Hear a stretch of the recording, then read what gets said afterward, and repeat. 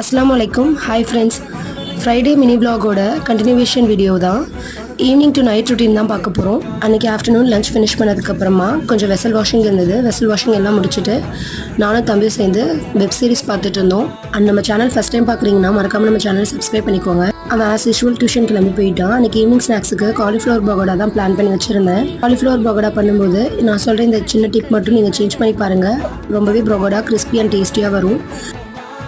First pre boil பண்ணி வச்சிருக்க காலிஃப்ளவரில் ginger garlic paste, chicken 65 masala, salt and chilli powder எல்லாம் சேர்த்து நல்லா ஓவராக கோட் பண்ணி எடுத்துக்கோங்க. கொஞ்சமாக தண்ணி தெளிச்சு லாஸ்ட் ஸ்டேஜாக கொஞ்சமாக கார்ன்ஃப்ளவர் மாவு தெளிச்சு பைண்ட் பண்ணி எடுத்துட்டு பொரிச்சிங்கன்னா காலிஃப்ளவரில் மசாலா ஊதிராமல் ரொம்பவே கிறிஸ்பி அண்ட் டேஸ்டியாக வரும். கண்டிப்பாக இந்த மெத்தடில் ஒரு டைம் ட்ரை பண்ணி பாருங்கள்.